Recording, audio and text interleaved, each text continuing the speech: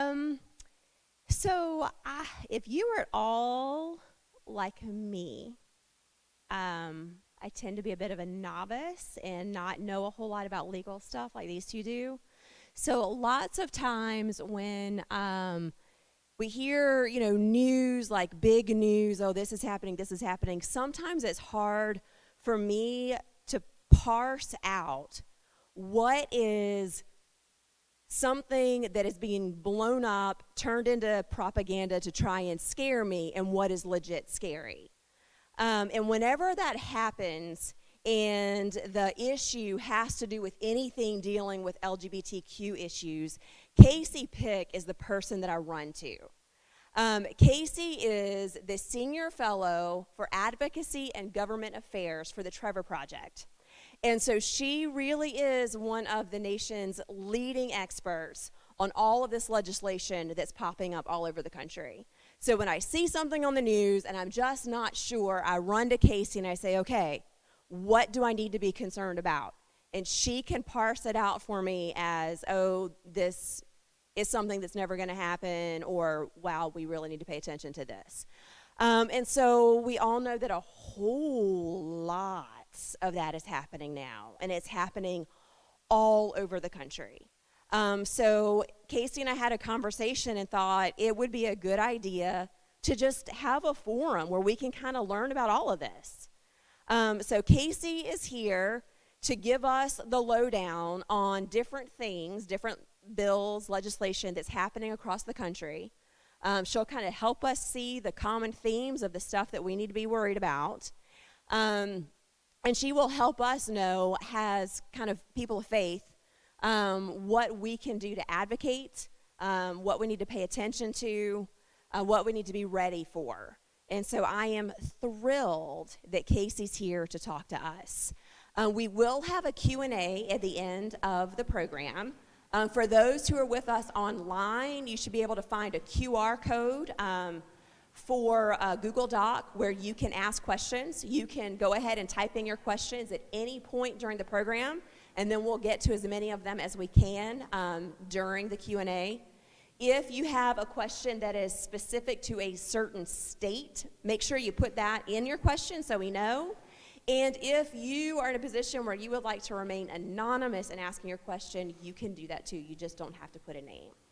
So we're glad that you are here in person, and we are grateful for the folks that are here online. I've already seen numbers popping up, so I know we got folks online as well. So you for being here to educate us and help get us ready.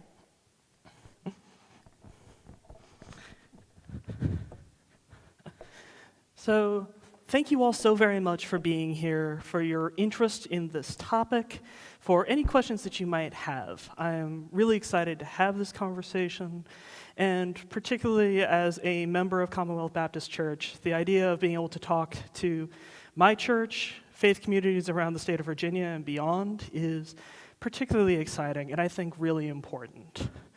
So just a little bit of background about the Trevor Project, in case anybody isn't familiar with my organization.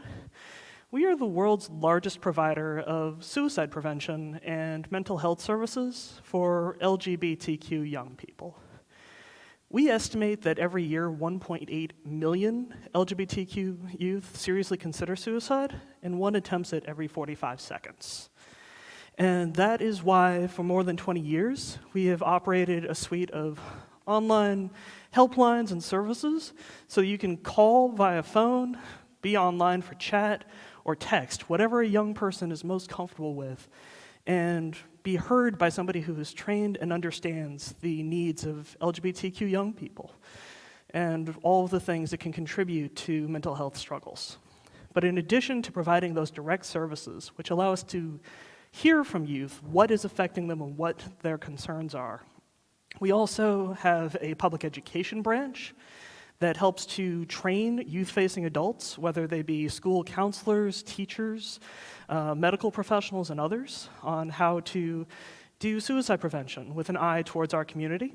We have a research team, which I'm going to be quoting out a fair number of stats today, and a lot of them come from that research team in our annual national survey of more than 30,000 LGBTQ people between the ages of 13 and 24, where we ask a lot of questions about what affects their mental health. And we've been hearing a lot of interesting things tied to this legislation. And finally, there's my advocacy team, where whether it's the federal, state, or local level, in legislatures, to the executive branch and president, or in courtrooms, we are raising up the stories of everything we hear that is affecting LGBTQ youth mental health, and especially trying to fight back against a wave of hostile legislation that we've seen over the last few years that we know our youth are listening to. Next slide, please. So from an overarching perspective, what am I talking about when I say we're looking at a wave of legislation? This year alone, we've broken records with more than 300 anti-LGBTQ bills introduced all across the country. And when I say all across the country, I mean it. Red states, blue states, purple states, it's all there. Most of these bills have unfortunately targeted specifically transgender and non-binary youth, and 25 of them have actually become law. Now, 25, that's way too many on the one hand, but from the side of optimism, it is important to know that that means we've beaten a heck of a lot more bills than we've lost to. But where are these things coming from? On the one hand, this is very much a coordinated national effort by a lot of the usual suspects. Family Policy Alliance, the Heritage Foundation, literally held a conference and have put up a website that they call the Promise to America's Children, where lawmakers who want to get in on this action for political or fundraising reasons can download a copy-paste bill. I often like to say, especially in the context of some of the athletic bills we're talking about here, that this is not grassroots politics. This is cheap AstroTurf. So this is really not real. But on the other side of things, these bad faith actors are taking advantage of some very real fear that has been successfully ginned up around the country through a media frenzy and through various different moral panics, especially centering on the natural and understandable fears that all parents have for their children in a changing world.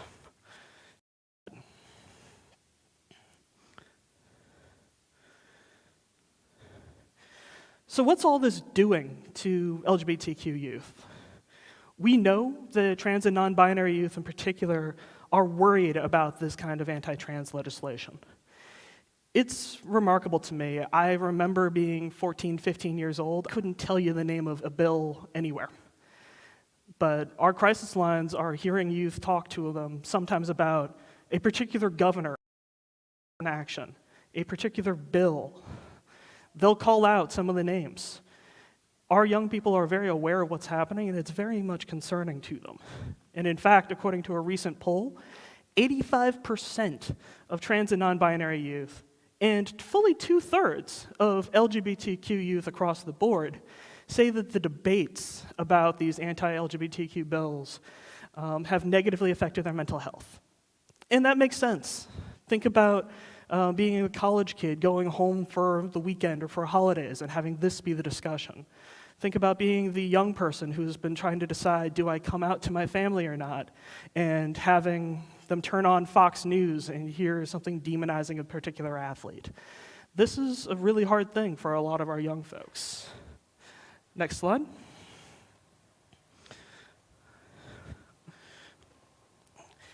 So I'm going to get into talking about the three specific major buckets of bills that we've been facing this year. But there are actually lots of different kinds of hostile bills, and they do have some variety. So I'm going to do an overarching explanation of specifically what these bills all do, where we're seeing them around the country, and also just a few tips and tricks on how to push back and what that looks like.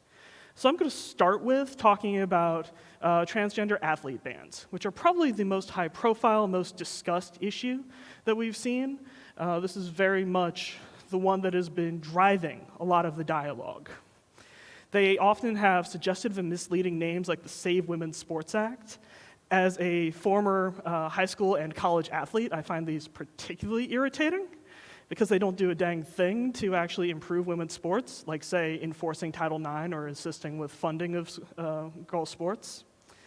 What they actually do is force any athlete of any age to participate on a school sports team based on, quote, their biological sex. I put that in quotes because one of the few places where these bills really do vary from state to state is that they have a hard time finding how they're going to define that term, which I find entertaining because they try and tell me how very clear and obvious it is to say somebody is male or female. What it functionally turns into is some states say you have to go with what's on your birth certificate, but they'll realize, oh no, some trans people can change their birth certificates. So then they'll go into chromosomes, external anatomy, and in some of those cases, that's where you get into the really invasive processes that are put forward for folks to be, children, students, to be required to prove their gender. Because part of what these bills do is say that anybody who feels like they or a student they know has been denied an opportunity because, say, a transgender girl was playing on the volleyball team, has the right to challenge that player to prove that they are playing on the right team. Now I'm going to get personal for a second. I said I was an athlete back in the day. I'm about 5'11" nowadays, well over 200 pounds. Used to be a much more athletic, something over 200 pounds. I would have been being challenged every other day because I was the wrong kind of girl when I played. Too big, too strong, too athletic. I was often bullied for being masculine.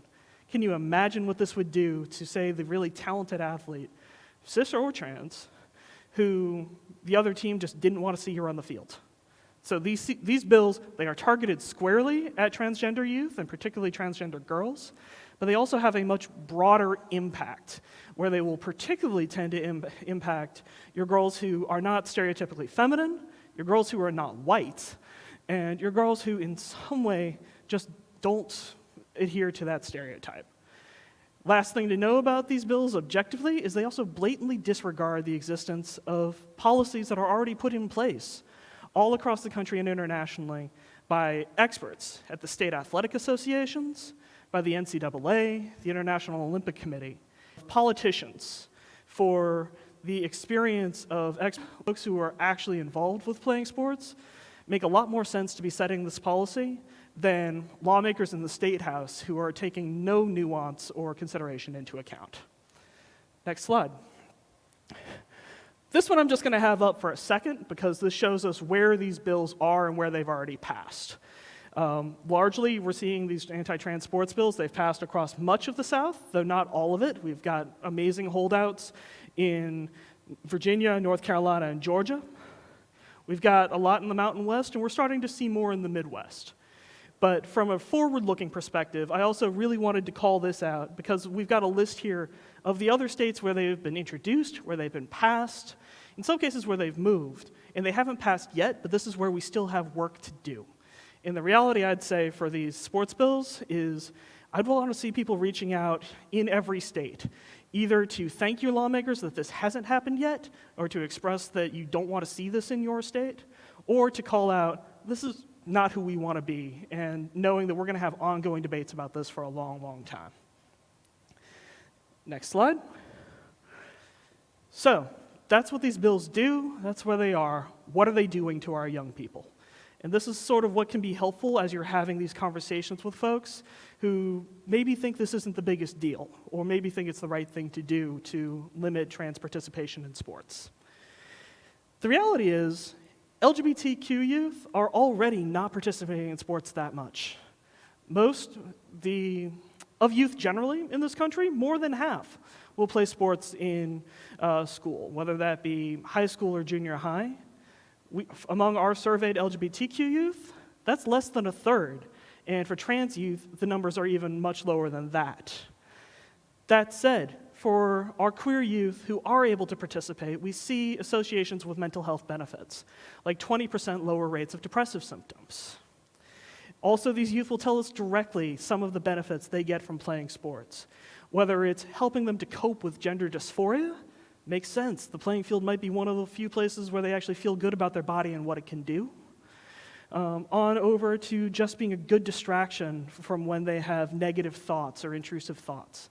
I know that's what it was for me a lot I had a hard time at home, but on the playing field, I could feel like I was somebody that my teammates counted on and where I could make a difference. And it just got me out of my head for a few hours at a time. So I hate seeing a world where any young person is denied those opportunities. Getting back to some of the polling and the awareness that our young people have of these bills, 83% of trans and non-binary youth said they've worried about trans people being denied access to play sports. Even if they're not playing, they don't like knowing that they couldn't. And specifically, 74% said these bills made them feel angry, 51% said sad, 43% stressed, and nearly 1 in 3 felt scared because of these bills. Next slide. So, fighting back on these bills. First thing I will raise is that I think this is really one of the topics that is much more of a kitchen table issue. Some topics you're not really going to hear much from day-to-day folks. You really might have to bring it up, or really it's about talking to lawmakers or policymakers. This one you're going to hear from your Uncle Joe or your Aunt Karen, who's like, "What's going on here?" And I just don't like it. I don't need to know much about it, but I just don't like it, folks. When you're talking to them, my major tip is this: keep the focus on what youth sports is all supposed to be about. Participation more than competition. Healthy habits, teamwork, having fun, and the fact that every young person just deserves a chance to play. The reality is getting into some of the elite levels of competition, the stuff that the folks who are pushing this bill want to keep the focus on, that's really not what we're talking about most of the time. And really, this turns into a solution in search of a problem.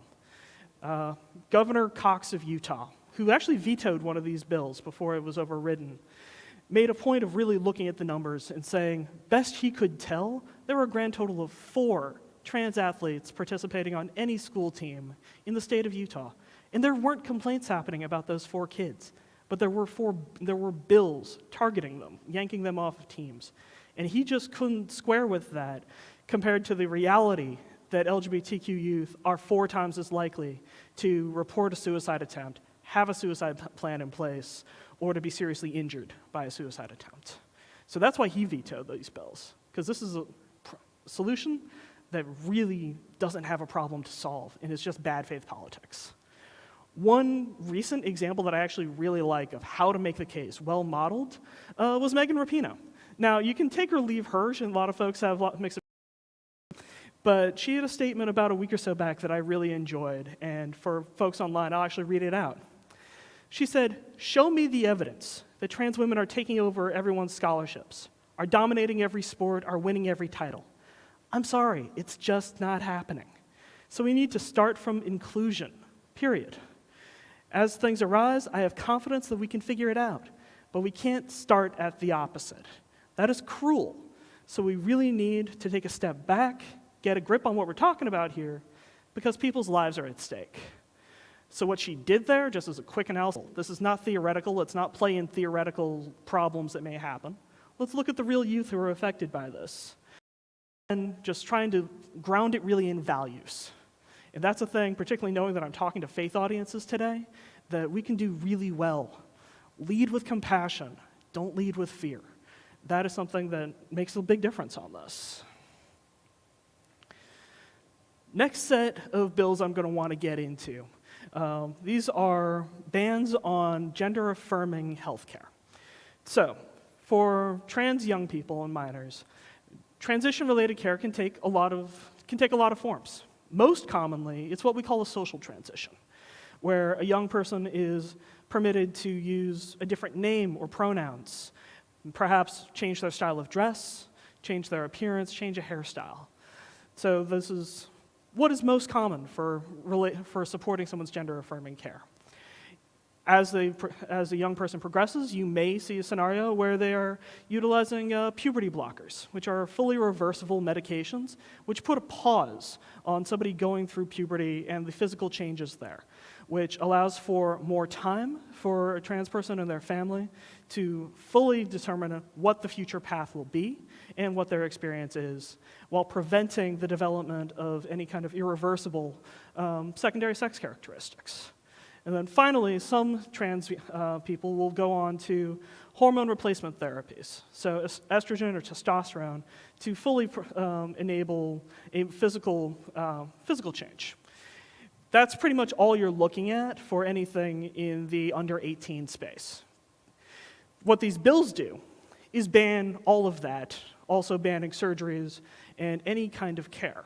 It varies a little bit bill by bill or state by state, but I have seen those that will range from just addressing or talking about surgeries, all the way on down to banning mental health support that is supportive of a young person's transition. And obviously, that is massively dangerous given what we've already said about the mental health disparities that our community is facing. So, what I mean when I say they're banning it, in some cases, this is straight up criminalizing doctors and treating parents as engaging in child abuse if they provide this kind of care. We've seen this passed legislatively in a handful of states with more debating it. We're also seeing this being pushed at the executive level. The governor of Texas famously put forward a directive that courts actually say he had no power to do, instructing that state's Department of Children and Family Protective Services to investigate any parents they know of who are providing gender-affirming care, consistent with their doctor's instructions. So this is real and concerning and having a major effect on our youth. That said, I've mostly focused in on the bills that are targeting and wanting to ban access to this kind of care for young people. But this is already growing and expanding, and in Florida right now, the governor there is pushing to prohibit access to this kind of care, even for adults, through that state's Medicaid program. So this is one of those problems that may not be as expansively seen across the country yet as the trans sports issue, but it is very, very serious and continues to grow. And as you can see from the slide, we're looking at about 60,000 young people already at risk of having their care interrupted, losing access to care that they already have, which can be deeply traumatic and just physically, medically harmful. Next slide, please. Like I said, this is the one we're looking at here on the map. I'm getting these maps from an organization called the Movement Advancement Project. Fantastic organization on any issue you care to know about LGBTQ issues. I really encourage folks to go check those out, especially because some of these have more asterisks and nuances than you'd normally see. Next slide. So what are we looking at here in terms of impact? I've already talked about how the direct impact of these bills is they would deprive transgender youth of best practice, life-saving medical care. And you would see a situation where you experience treatment interruptions, which you don't want to interrupt your treatment for any kind of medical circumstance, but gender-affirming care that is especially acute.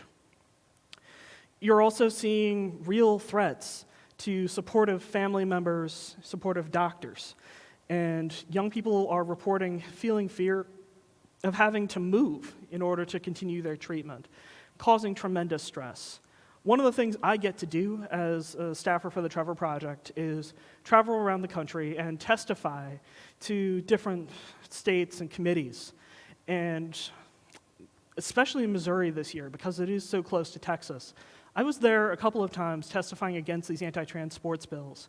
And I can't count the number of times the parents of trans youth who came out to testify against these sports bills would pull me aside and say, is this real? Do we need to move? Do we need to find resources?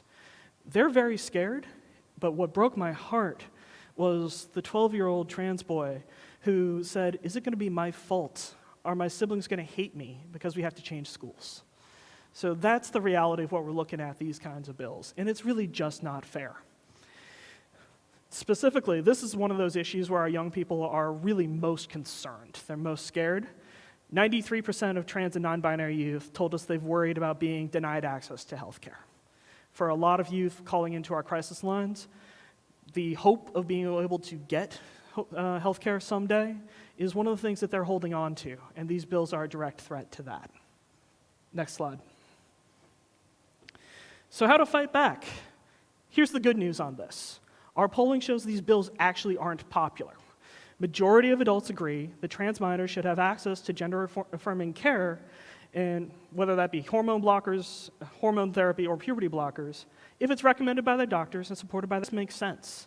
So you're looking at about 55% who are directly supportive. Of that remaining 45%, you've got about an even split, really, of I don't know, I don't get it, and I oppose this. So these bills really aren't that popular, for good reason. They fly in the face of medical science and the professional experience of the doctors.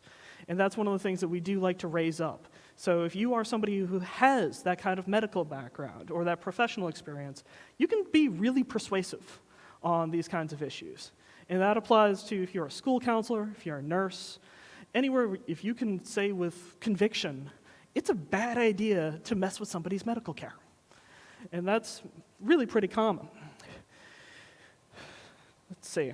It is important for us when we're fighting back on to be really clear about what we're talking about. The fact that most gender-affirming care for young folks is really about supporting a social transition or fully reversible puberty blockers, and not allowing the other side to really scaremonger talking about performing surgery on 7-year-olds. And yes, I have heard lawmakers say that. So this is another one of those spaces where we really emphasize, and it resonates with folks, that politicians aren't the ones who should be making these calls. I know it's tough to say, especially this week, when we're dealing with the reality of courts and lawmakers that are interjecting themselves between doctors and patients on deeply personal issues, but that's still something that resonates in this space as well. This is about protecting the bodily autonomy and physical care of actual people, and that's a thing that we can actually connect on here. So as folks are thinking more seriously about what it means to have lawmakers getting in between people and physicians, this is one of those spaces too, where that kind of privacy and respect really should be affirmed. Thing to really call out, and I've kind of alluded to it earlier, some folks will say, well, can't they just wait till they're 18? Can't we just do nothing, just let them go until they're 18 and then do whatever they want? Forcing a trans young person through a puberty that does not align with their identity is not a morally neutral choice. It is not necessarily a safe choice. So that is something, if you're going to be weighing things in your mind, you've got to weigh things evenly and accurate. And that's something that I think sometimes gets forgotten in this discussion. One more thing, just as an advocate, this is the kind of issue where if you've got any kind of business connections, they can make a really strong argument. Because like I said earlier, where you've got people who are thinking, I might need to leave the state in order to protect my kids, to protect my family, this is a case where businesses can very easily say, I'm having a hard time being able to justify creating jobs here. People don't want to work in that kind of space. They want to be able to treat their kids well. So this is a space where especially businesses can weigh in and talk about what kind of environment they want to do business in. Next slide. All right. Now we get to the category of bills that I think is actually where we kind of took the name of this forum from, so-called Don't Say Gay or Trans bills. I actually prefer to think of them as LGBTQ school censorship bills, because that's what's going on more of a broader scope, and let's us really get into this. So, functionally, what do these bills do? First off, they will prohibit classroom discussion of sexual orientation or gender identity, effectively erasing LGBTQ identity, history, and families. Sometimes the proponents of these bills will get cute. They'll say, but the bill doesn't include the word gay in it anywhere. True, but we know full well that they're not pulling books off the shelves that involve a prince and a princess. When they're talking about sexual orientation, they mean LGBTQ kids and their families and everybody else. These bills are very broad. They're also very vaguely written. As an attorney, I really kind of take offense at just how sloppy this is, but that's intentional. And that's because if they were clear about it, to say perhaps, let's not do detailed sex education with third graders, then that would be something that could be manageable because we're not actually doing that anyway. There were actually frequently amendments proposed in the debates in Florida on this to say, if what you're worried about is X, Y, Z, let's just amend the bill to say, don't do X, Y, Z. Those amendments kept failing. Why? Because what the proponents of these bills want to ultimately do is just silence things more broadly. Leave teachers and educators in a position where they feel scared and cautious, and frankly, where school district attorneys are advising them, just don't do anything on this. Just leave it alone. But that's not a neutral choice either, and I'll tell you why in a minute. One of the other aspects of these bills that is underreported but also important to know is that under the rubric of parents' rights, many of these bills would require the outing of any young person who would tell a teacher or other member of school staff their sexual orientation, perhaps that they wanted to be called by a different name or pronoun, anything that is relevant in that space. Teachers would be mandated to inform the parents without regard to whether or not that would violate, the confidence of that student, or whether that would put the student at risk. And that is really, really dangerous, because we know that LGBTQ young people are still at tremendous risk of family rejection, homelessness, and violence. Another thing these bills do, at the Trevor Project, one of the positive actions that I'm working on is trying to get school districts to adopt suicide prevention policies that are LGBTQ inclusive. What we mean by that is training for teachers to be aware of the particular needs of LGBTQ youth, sometimes incorporating discussion of sexual orientation and gender identity into curriculum, especially health curriculum and mental health curriculum. These bills actually just put a stop to that completely. They make it impossible to implement the best practices for suicide prevention and mental health in schools. So, this map is definitely a little confusing, but that part of that is because there are some good things on this map. The green states actually require LGBTQ inclusive schools, training, curriculum. Fantastic stuff there, and that really goes a long way for representation and making youth feel seen and feel understood and like they can safely be themselves. The lighter orange states are ones where anytime you're going to talk about anything related to LGBTQ issues or people, you have to inform parents so they can pull the kid out of class. Very common, in general, across the board. Parents have the right to remove their students from any coursework, but this requires a special level for LGBTQ issues. It's the states that are the darker orange, so Texas, Oklahoma, Louisiana, Mississippi, Alabama, and Florida, that have actually passed don't say gay laws or don't say trans laws, that have put this, to varying extent, have put those policies into place. So the thing to know about these bills is it's not just what's happening statewide. I wish that I had a bunch of little flags all over those maps to call out local school districts and cities and towns where you're having this kind of discussion at that level, and where that functionally is pulling back not just silencing discussion of LGBTQ people or needs in a classroom, but also yanking books off shelves. Book bannings is a major issue, and this is also tied into the discussion about books about racial history and experiences. You're seeing a removal of flags or safe space stickers that are meant to signal welcome, and you're also seeing the discipline of teachers, people who make known their own sexual orientation or gender identity, or try and make it known that they are a safe place and a welcoming person for LGBTQ youth. And the impact on this, probably not terribly surprising.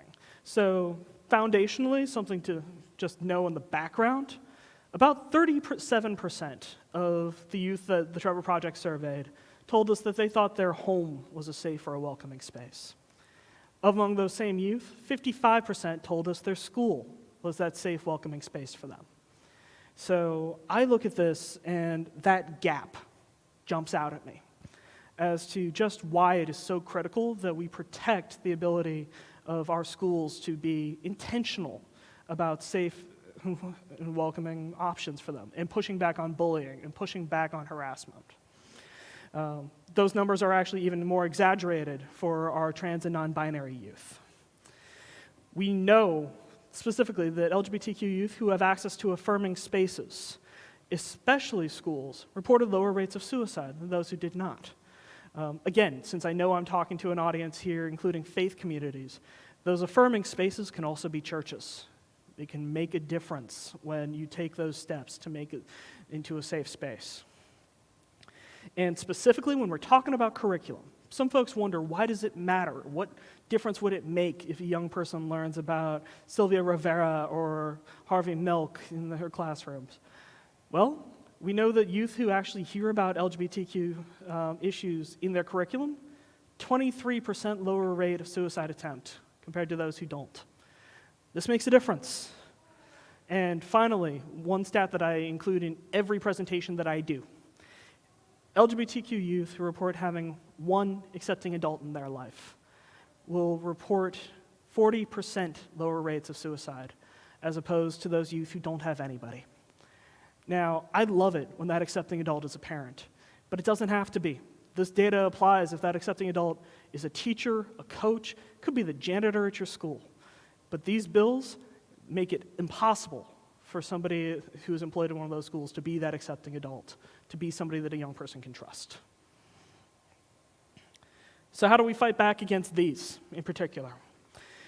First off, once again, these bills actually aren't popular. That's one that might surprise some folks, given just how much fervor you hear out there and how much folks talk about, well, this is all about parental rights. But if you're polling it again, you're seeing that adults want LGBTQ youth content available in schools, whether that be resources like the Trevor Project available at the school's internet, books on the classroom shelves, or, yes, discussion in the classroom. This is, once again, government overreach at its finest. This is explicit censorship. And that's really something that's fundamentally un-American. And you can make that case, that schools are places where you learn and are exposed to new ideas, rather than having these ideas silenced.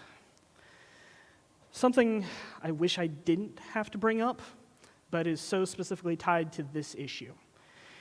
You may have noticed an increase in the use of the term groomer as an insult. This is something that has come from the dark corners of the internet, where somebody thought it was cute to parody the insult of okay boomer into okay groomer, and now to level that at anybody who encourages the ability for LGBTQ youth to have somebody to talk to in schools, or even attacking teachers or anybody who wants to be that supportive adult, as though using the old slander that has been thrown at LGBTQ people since the dawn of time, that we are recruiting children, that we are pedophiles, that we are a threat.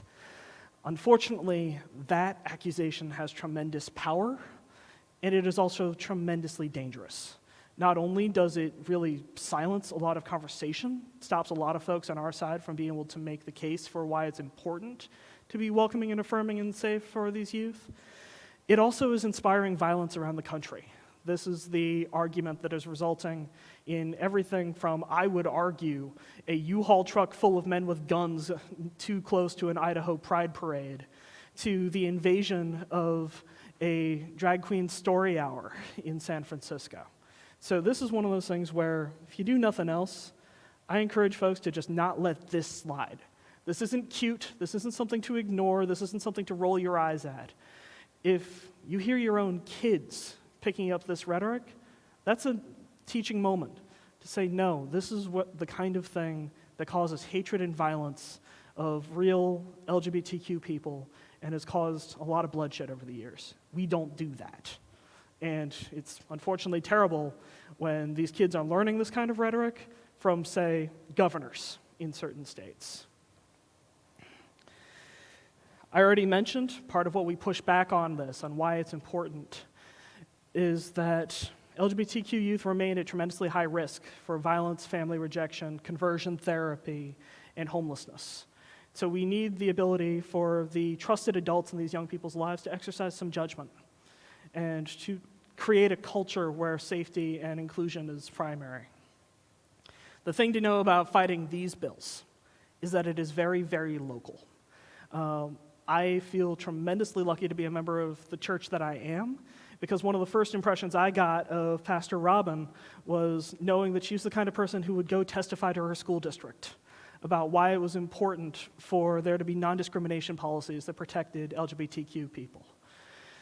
That's the kind of work that we're going to have to do here to push back on these bills, is know who's on your school district, know when those meetings happen, and that's where anybody, whether you're a parent or not, just a concerned community member, can speak out and say, you know what?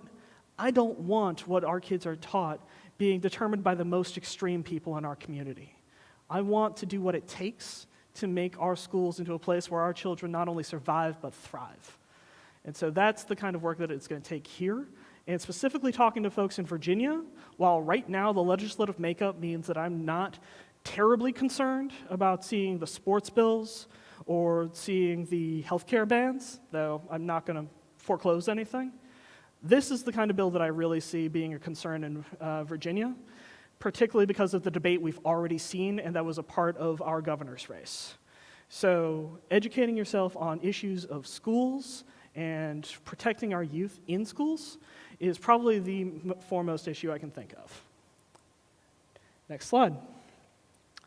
So thus far, I've been hitting pretty hard on all of the bills and some of the depressing stuff.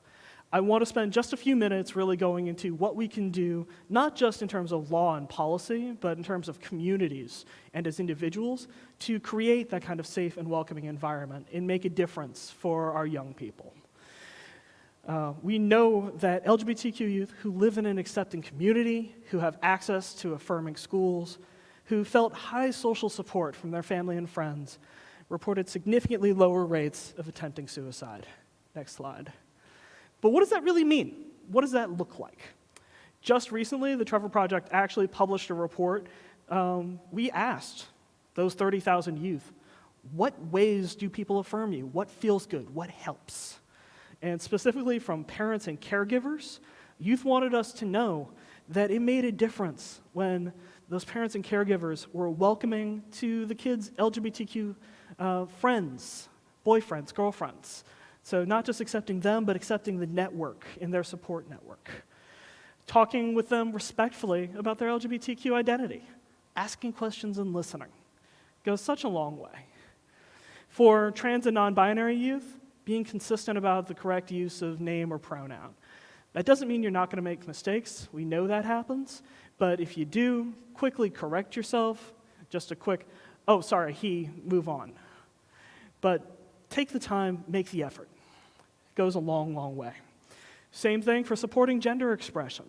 If you've got a young person who's asking for maybe a button-up shirt or something in a different color, go with it. It's just a shirt. And lastly, taking the time to educate yourself about LGBTQ issues. Coming to this panel, listen to me ramble for almost an hour is a great, great start. And I'm also going to have a whole list of resources that the Trevor Project has come up with so you can continue to educate yourself. Seeing somebody take the time to come to learn really does make a difference, and it sends that message that you care. And that fundamentally is what our young people all want to see. They want proof that you care about all of who they are. Next slide. One of my favorite slides, and I'm sure the folks in the room can't read this one, but I can tell you where to find it, is at the end of this year's national survey, we asked for sources of joy that LGBTQ youth can tell us. What makes them feel good? And I'm seeing everything on this list from therapy and medication on over to video games, pets, queer role models, drag shows, athletics and exercise. Faith and spirituality is on this list. That makes sense. These are sources of joy. And, every young person is different, but just wanted to remind you that there's so much more to our young folks than just their experience of suffering and any mental health challenges. They inspire me so much. But yeah, hit up thetrevorproject.org, see our latest national survey. You'll find this slide. It's one of my favorites. And then just a last slide on ways to show up as allies. Step one, like I said, keep educating yourself. All along the bottom of this are different resources that the Trevor Project has created to answer various different questions you might have.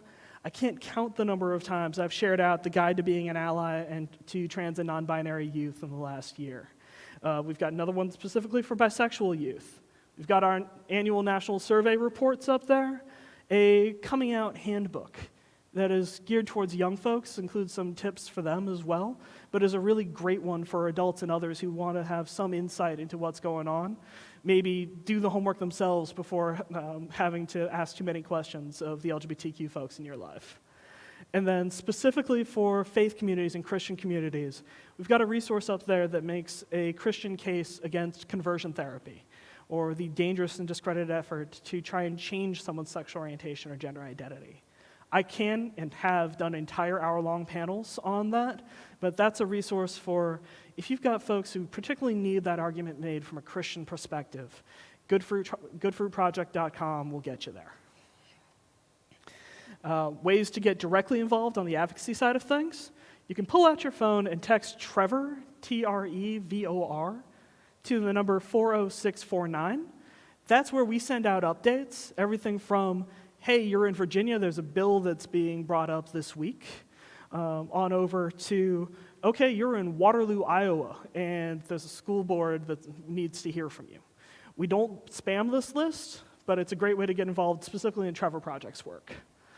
And I would be a terrible advocate if I didn't say, call your representatives.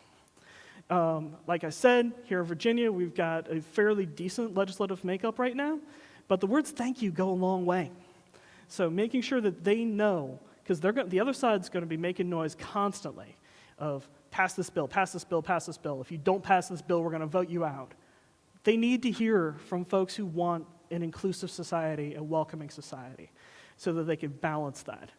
It doesn't take long. All they have to do is just, hi, I'm a member of your district. I'm really concerned about these bills I'm seeing all around the country targeting LGBTQ youth. I don't want that here. There you go. And that is it from me. Robin, I would love to move us into Q&A.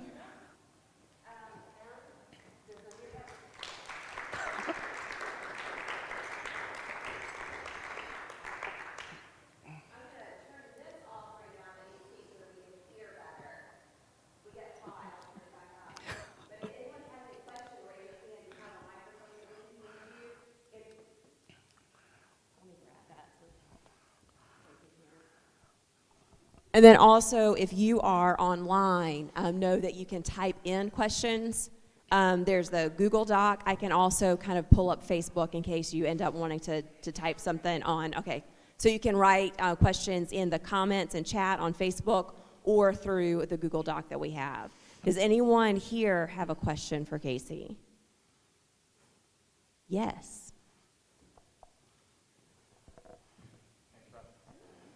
Casey, first off, great presentation. You gave some examples for trans women not participating in sports, the argument for them not participating in sports, such as, they're going to steal our scholarships, they're going to do all of these other things. Now, I don't see that for trans men. I don't understand the argument on the trans men side. If they're arguing that trans women are more genetically superior, if that's the argument, wouldn't it be the opposite for trans men? And if so, what's the argument for them not participating? Great question. This is honestly part of an ongoing phenomenon where trans masculine individuals, trans men, trans boys, their existence is very commonly erased. So while they are definitely covered by I'd even say the majority of these bills that have passed, and they are very much negatively affected by them. I think about the story of a young man who was a wrestler in Texas by the name of Mac Beggs, who underwent full physical transition, but because of that state's laws, was forced to continue wrestling against the girls. And when he won the Texas State Championship, the amount of abuse and bullying that he was subjected to because of something, he didn't want to be wrestling against the girls, he wanted to wrestle with the other guys. But that was what the law required. That was brutal for him. That said, I think it really tends to boil down to just this argument of people disbelieving that there is any such thing as a transgender child or young person, and really wanting to police the lines of boys must be boys and girls must be girls, and we're not going to allow anything else broader than that. Any other questions? Yes. Thank Thank you. Great presentation. Would you talk a little bit about this sort of strain of feminism that is co-opting some of the language around not affirming trans women particularly? Certainly. This week, we actually celebrated the 50-year anniversary of the passage of Title IX, a piece of legislation that is very close to my heart as a cis woman who participated in sports and had that really change my life.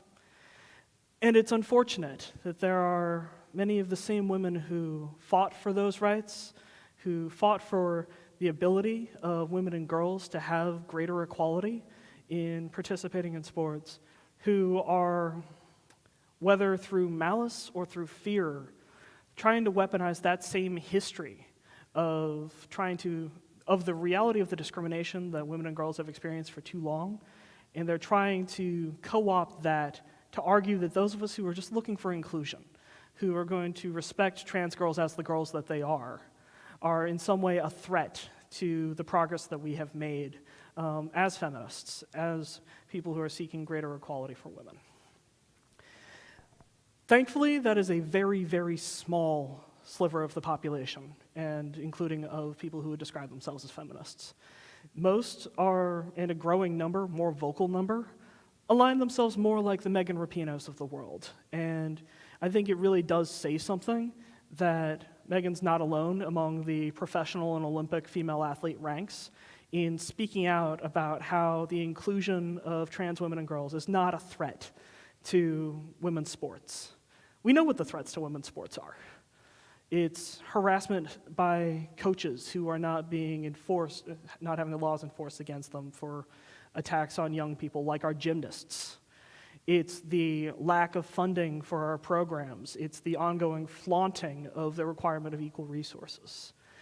So for folks who want to continue that fight of what it means to achieve full equality for women and girls, there's a lot of work to be done. None of that work involves excluding trans women and girls. If I can add something to that, Please. I would add that I think that that when feminism wants to exclude trans girls, I think oftentimes there is a fear from cis women that we might lose our identity by welcoming more. So I think that it can be helpful to help people see how these different discriminations are connected. When we see how they're all connected, I think that can help cis women, feminists, become less threatened, I think, by that thought that we are getting lost in the shuffle, maybe. True, and that is an angle that they will sometimes raise, this idea of if you allow a trans girl to compete, without even taking into account, that trans girl may have been one of those young people who went on puberty blockers, who may have physically transitioned. They don't care. This idea that if you allow a trans girl to compete, what you've done is erased the concept of women's sports or girls' sports. Not true. What you've done is allowed all women to compete in women's sports. There's this myth out there that male athletes, boys, will decide, you know what, I'm not winning the gold medals over as a male competitor, so I'm just going to transition. I'm just going to go compete with the girls, which just shows a fundamental misunderstanding of what it means to be LGBTQ, to be trans or non-binary. This is not a thing anybody does lightly. And especially in all these states, with the athletic associations and all of that, it also simply isn't possible. You cannot do an overnight flip the switch. But this is the kind of misinformation that we are all too often hearing, and which is really motivating a lot of these bills to pass. So if we're going to push back on this, my argument is that we stay rooted in reality, we stay rooted in what's actually going on out there, the real numbers, rather than fears and hypotheticals.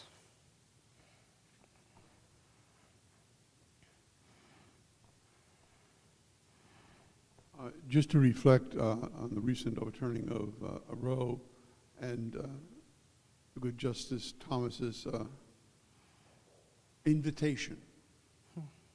Okay, he mentioned a number of bills or number of precedents that are already established.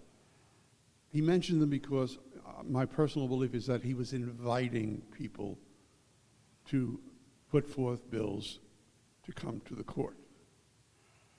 Nobody thought that Roe would be overturned. Yeah, it was established. Yeah, they'll fight. They're jumping up and down, but it's never going to happen. But his invitation for bills that might affect us, I just would like us, and a wonderful presentation. You know, as a school teacher for 40 years, I know what you're talking about is so beautifully true. But I think as a community, we cannot stand by and just say, well, hey, listen, they're never going to overturn Oberfeld. It's just not going to happen. Well, Yeah, thank you so much. I just think that, and then what about just a simple sexual relation between two men or two women? Yeah, Lawrence was one of the cases that Justice Thomas did mention. Not going to get too much into the specific question of what's going on with those cases. That is a whole nother presentation. But I do think part of what it taps into, and I started this by calling out that we are looking at record numbers of hostile bills, a nationwide campaign, and a national media frenzy and moral panic on LGBTQ issues. A backlash like we haven't seen in a long time, and I think some of us hoped we had moved beyond the likelihood of that coming for us. We unfortunately are still in a place where no, it seems like the moment we're in is going to be a challenging one for those of us who want to support those who are different or those who need to have their rights protected. And I think that all of this is of a piece, and part of what that means is pushing back. The theme of a lot of what we've talked about today is these are arguments made from fear, from control. And especially knowing that I'm speaking to faith communities, we have a cultural role and an obligation to push back, to suggest instead, no, we are not going to operate out of fear, instead perhaps faith. We are not going to allow for hatred and this kind of hypothetical to get to us. Instead, let's push for a society of compassion. And that, I think, is something that we all have a role to play in. And whether it is the fights that we will have coming forward, because yes, you are right, the court is inviting more challenges and lawsuits to rights that we thought were protected. Whether those will go forward and how successful they'll be, I think depends a lot on what kind of culture we built. Thank you, Casey. It is 5 o'clock. Is there one last question before we go? Any closing statements you want to make, Casey? I was hoping that was my closing That remarks. was a good one, so I think it could be it. So thank you very much. I appreciate you being here. I know we all appreciate you being here. So thank you. I know that we've had organizations that have partnered together in the past. We worked hard as people of Faith for Equality in Virginia to work towards marriage equality. It might be time for us to kind of reconnect and rebuild some relationships so that we can, go to school board meetings together. We'll know what's going on at each other's school boards. We can try and get a clergy to speak at different school board meetings if that might be helpful. So it would be great if you want to on your way out to just kind of make sure you know folks here, or maybe exchange cards or something like that, so that we can stay connected and hopefully reconnect and build that umbrella wider again to build a more compassionate communities. So thank you very much. Thank you all.